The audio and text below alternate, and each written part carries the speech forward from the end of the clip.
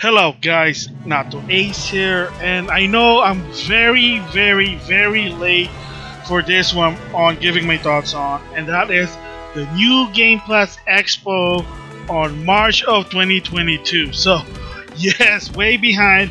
I was planning to do it, but something happened and I never came back to it. So, I guess to some extent it's better late than never. I think to some extent. I mean, okay, probably not, but still, I just want to give my thoughts about it here because there is a follow up that I want to give my thoughts on it. It's really a big one there.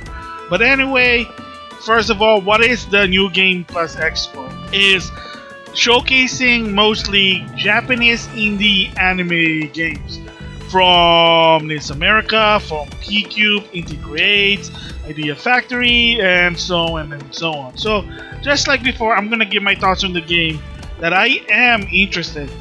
And for this one, there are some good ones, and it is what it is. So, like I said, I'm gonna give my thoughts on. So this one's probably gonna be much shorter than the previous one. I was talking a lot of games, but for this one, I'm gonna try to keep it short if I can. So let's just see. So anyway, first of all, before I start, the elephant in the room, I already talked about this, and that is on March of 2022, a lot of the Idea Factory fans, including myself, were hoping maybe they'll announce something with Neptunia Sisters versus Sisters. That didn't happen, but of course, if you've been following the company, they did announce it. For people who don't know what's going on, here's the gist.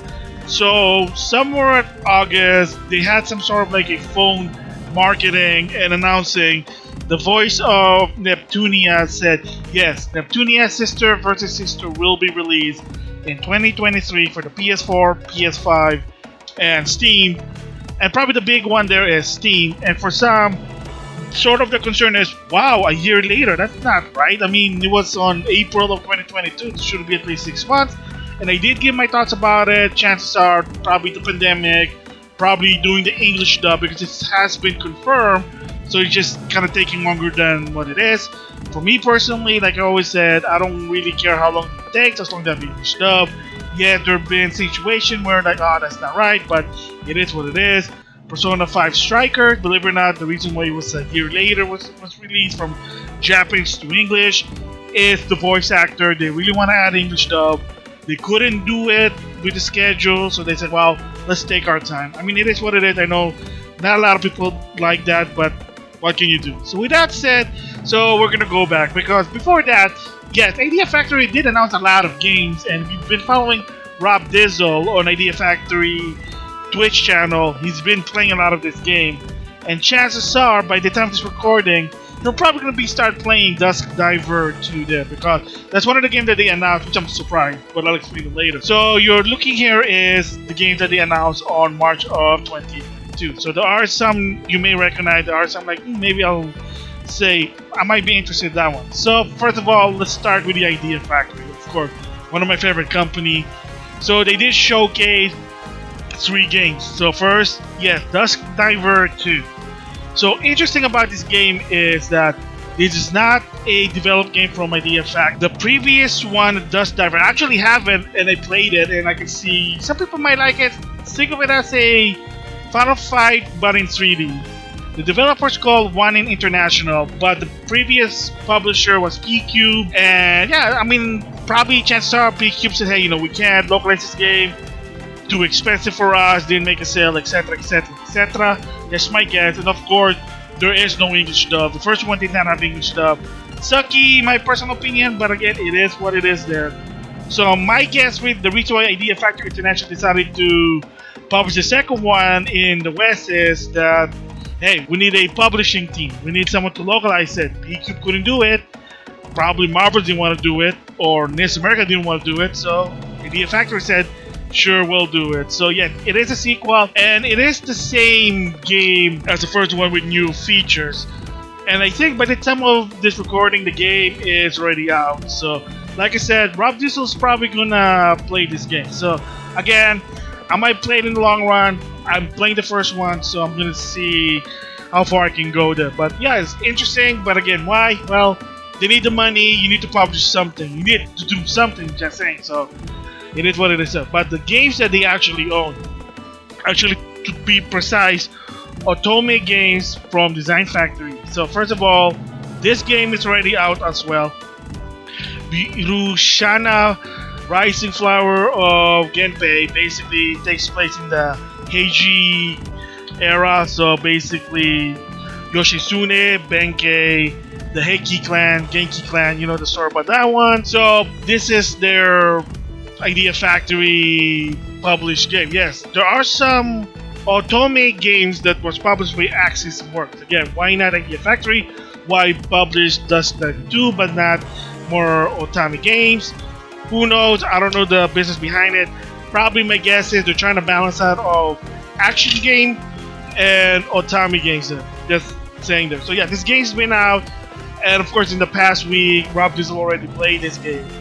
So of course, other ones are for the Switch. Again, it's gonna come probably fall. Amnesia Memories, I'm gonna guess is the first one because I know it's already been on Steam. It's on the PS Vita. And like I said, most Otome games will eventually go to other consoles, especially PlayStation, but in the long run. And a lot of this, the only downside is there is no English dub, but chances are too much voice, too much dialogue. And they did talk about it before about English dub, partial dub, that a lot of times due to labor law, if you full dub, chances are in the game, it's probably going to be very expensive. Just saying there. So another one for the Nintendo Switch, Amnesia, later X Crowd, again, probably a sequel. Again, I don't really play visual novel games. The only one I'm probably going to play, I know it's probably because I have a, let's just say, for the wrong reason, is Winged Cloud Sakura games, let's just say that. But they're not long, they're really fast, and I just just use a cheat guide, but that's just me. And let's just say that if you use a patch, you'll understand why a lot of people to some extent like to play Sakura Games Winged Cloud visual novel. Just saying there. Yeah, so of course the last one from Idea Factory is Neptunia Cross and Kagura Ninja Wars on the Switch, as well on Steam now. Yes, unfortunately the Switch version, the frame rate is cut in 30 frames, but it is what it is, at least it's option. And of course, it's on Steam, so hopefully someone modded to put in his voice. I did already talk about the story why there's no English dub. Gist of it is, Marvelous was considering at one point with the Saturn card game. Something happened, legality, they can't disclose it. And when it came for this game, Marvelous requests Idea Factory not to dub the game. Again, weird legal issues, kind of suck, but it is what it is there. So other game that I am interested in is this one here. Hogun and Friend is kind of look like 2D shooter, reminds me of Radius. And yeah, so another shump. And at least it has voice, one in Japanese, but again, it is what it is there.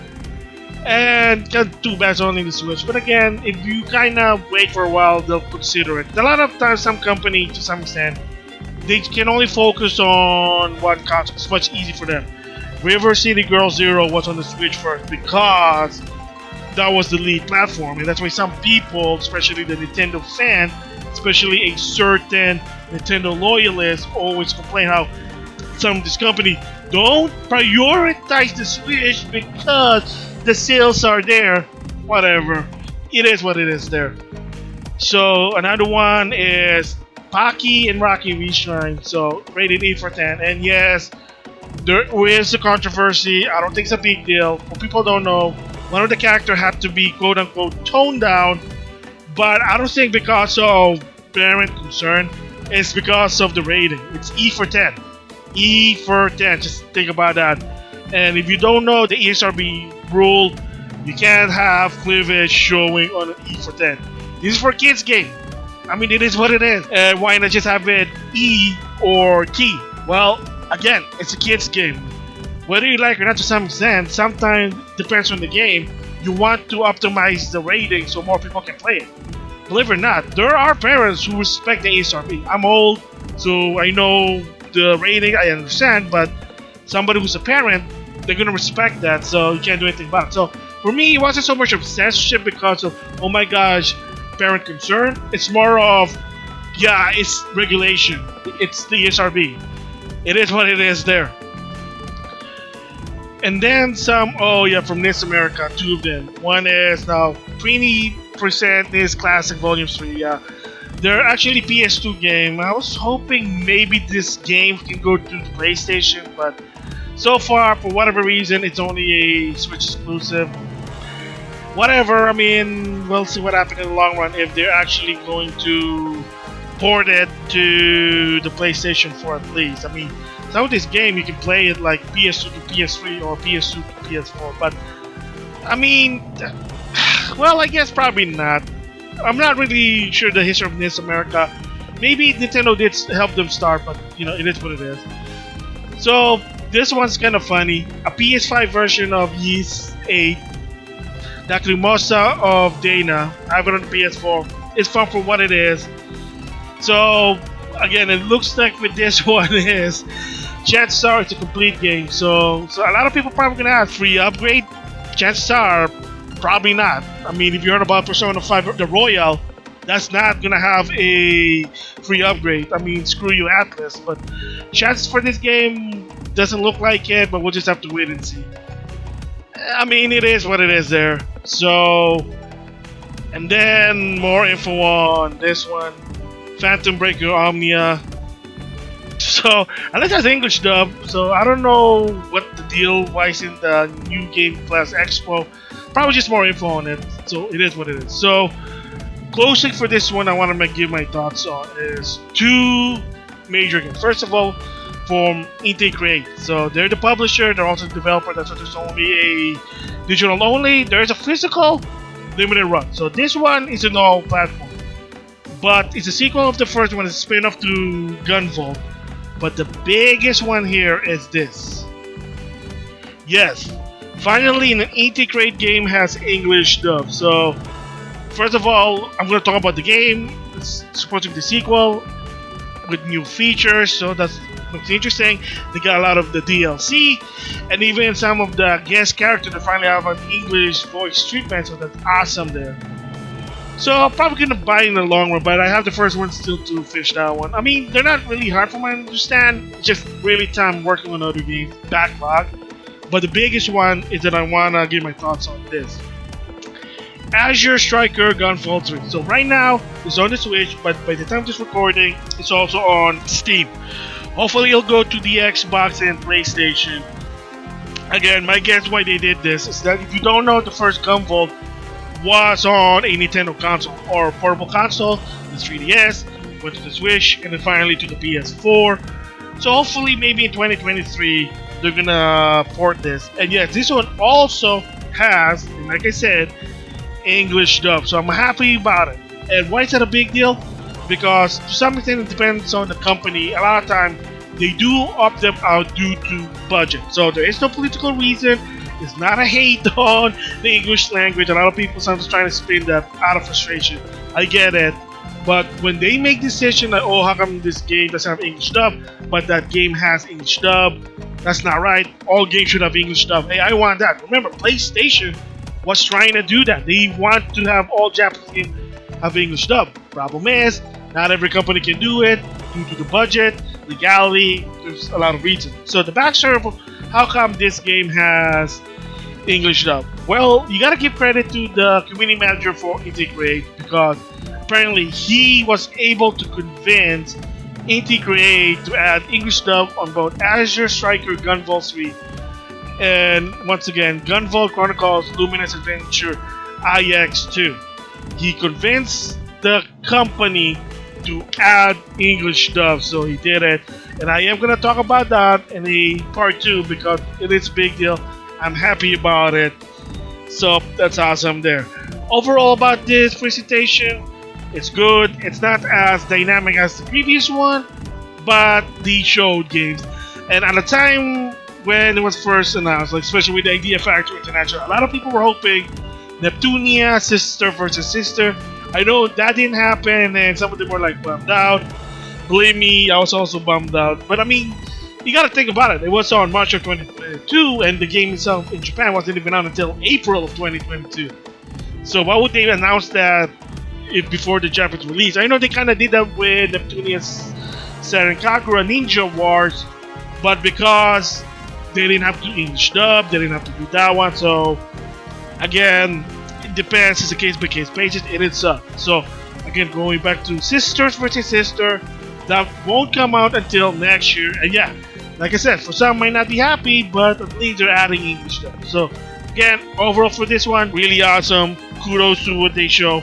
So I wonder what's the next one. It's probably going to be next March again. Kind of makes sense because we're almost close to September and they didn't have a fourth one. So probably going to be 2023.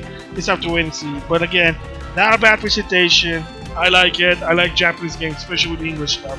But that's just me. So with that, I'll see you guys later.